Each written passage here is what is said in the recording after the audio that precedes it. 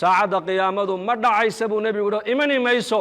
ilaa ka hor aad aragtaan 10 calaamadood buu nebigu yidhi calayhi salaatu wassalaam 10kaa calaamadoodi waa calaamaatu lkubraa ayaa la yidhaahdaa laakiin waxaa jira ashraadu saaca wax la yidhaahdo calaamaatu suqraa iyo kuwa la arkay maanta haddii la tiriyana maanta magaalo walba waa laga helayaa calaamaatu suqraa laakiin nebigu saxaabada xadiiska wuxuu ugu sheegay saacadda qiyaamadu inaynan dhici doonin ilaa aad aragtaan ama adduunyada dusheeda lagu arko 10 calaamadood buu nebigu inuu yidhi calayhi salaatu wassalaam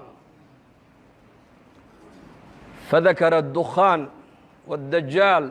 ودابة ونزول عيسى بن مريم وطلوع الشمس من مغربها وخروج يأجوج ومأجوج وثلاثة خسوف خسف في المشرق وخسف في المغرب وخسف في جزيرة العرب وآخر ذلك النار تخرج من قعر عظم تحشر الناس إلى محشرهم بنبي يري عليه الصلاة والسلام وحو رسول كأنه يري ساعد قيامته ما دعي دونتو إلى الله أركته من علامات markaa buu nebigu sheegay qiiq samada ka imanaya buu nebigu sheegay kama fii nasi الqur'aan faاrtaqib yowma taأti الsamaau bidukhaanin mubiin yaksha الnaasa hada cadaab aliim waxau nebigu sheegay qiiq samada ka imanaya buu nebigu sheegay waxaa kaluu nebigu sheegay dajaal buu nebigu sheegay calayhi الsalaaةu wassalaam oo adduunyada buqcad kuma taallo ilaa dajaal uu maraya dadkana wuxuu ka dhaadhicinayaa inuu yahay rabbigii isagu dadka abuuray inuu yahay buu ka dhaadhicinayaa wa sharu ghaa'ibin yuntadar ayuu nebigu yidhi fadajaal fa sharu ghaa'ibin yuntadar aw isaaca wa saacatu adha wa amar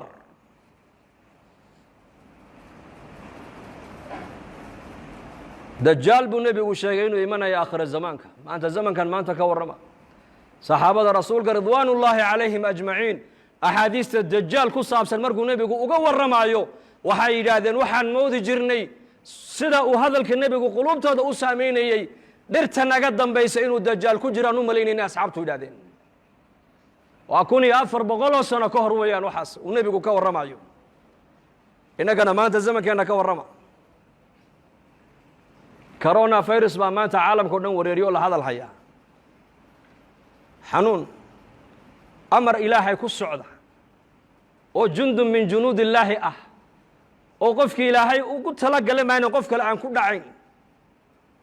ayaa caalamkao dhan labadii isku timaadda maanta ay ka sheekaysanaysaa saxaabaduna 1400 sano ka hor waxay ka sheekaysanayeen dajaal inuu soo socdo marka uu nebigu dajaal uga sheekaynayana bay yidhaahdeen waxaan u malaynaynay yaqiinta khabarka nebiga ay u qabaan dhirta naga dambaysa dajaal inuu ku jiraan u malaynayna asxaabtu yidhahdeen dajaal buu nebigu sheegay inuu adduunkao dhan maraayo janno iyo naar wax u eg buu wataa waxa uu nebigu leeyahay calayhi salaatu wasalaam qof walii qofkii isaga rumeeye raacana waxaa jannada u eg u wato ayuu ku tuurayaa dad alliya dadkii isaga inkiray yidhahda rabbi ma tihide kaafir dajaala ayaa tahayna naartuu ku tuurayaa markaa buu nebigu leeyahay calayhi salaatu wasalaam 10 aayadood ee suuratulkahf ninkaa akhrista maalintii ilaahay fitnada dajaal waa ka badbaadiyaa buu rasuulku yidhi wa fii riwaayatin 10 ka dambena nebigu waa sheegay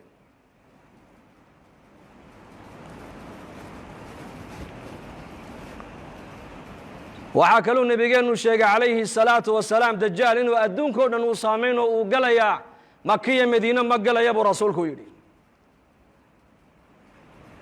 wa fii riwaayatin xadiistu waxay sheegaysaa 4 meelood dajaal ma galaayo jabalu tuur buurtii nebi muuse calayhi الsalaam loogu waxyooday ee ilaahay nebi muuse uu kula munaajooday ma galayo dajaal makana ma galaayo madiinana ma galaayo qudusna ma galaayo buu rasuulku yidhi masjid alaqsana dajaal ma galaayo laakiin shiriiriin dadka sharka badan leh munaafiqiinta ee makiya madiine dhexdeeda ku dhuumanaya ku nool ayakaa dajaal bannaanka ugu baxaya buu rasuulku yidhi calaamadda saddexaad buu nebigu yidhi waa daabad dhulka ka soo baxaysa buurta safa la yidhaha ina asafa waalmarwa sakhradaa bay ka soo baxaysaa iyaduna adduunyadoo dhan bay maraysaa qof kastoo adduunyada ku yaallabay yuu nebigu yidhi waa ishaabadayn waxa qof walba uu yahayna way ku qormi doontaa buu rasuulku yidhi muuminka muumin bay ku shaabadayn kaafirkana kaafir bay ku shaabadayn waxaa kaluu nebigu sheegay inuu imanayo nebi ciise calayhi الsalaam yanzil calaykum ibnu maryam xakaman cadalan fayaksir الصaliib wayaqtula الkhinziir wayadacu الjizyata nebi ciise calayhi salaam ayaa dushiina ku soo degi doona buu rasuulku yidhi xakaman isagoo xaakima shareecadda islaamku adduunyada ku xakumi doonaa uu cadaalad fali doonaa dulmiga maanta aqal walba iyo mujtamac walba saameeyey uu ka rafici doonaa saliibka gaaladu ay yidhaahdaan nebi ciise lagu xidhoo lagu daldalayna uu jebin doonaa cadaaladda islaamku adduunyadoo dhan ku xakumi doonaa buu rasuulku yidhi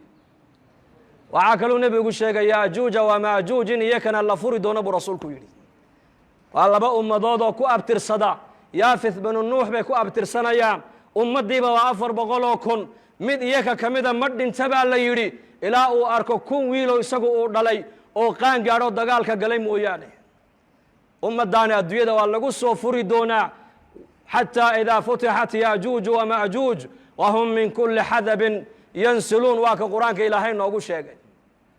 waxaa kaluu nebigu sheegay ashamsu buu nebigu yihi calaamadda lixaad waxaa ka mid a cadceedda oo ka soo noqota meeshay ka dhacdo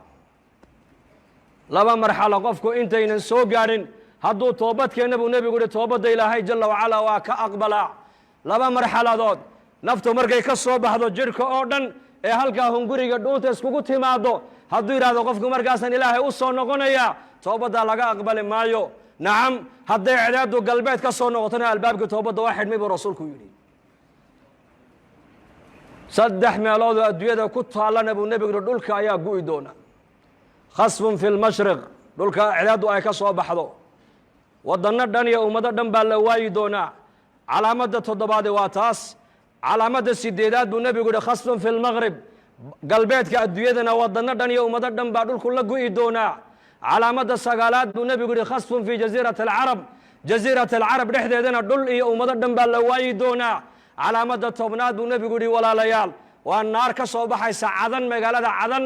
gunteeday ka soo bixi doontaa banka qiyaame dadka ku soo ururin doontaa buu rasuulku yidhi 10kaa calaamadood baa ka soo horreeyey buu nebigu yihi saacadda qiyaamada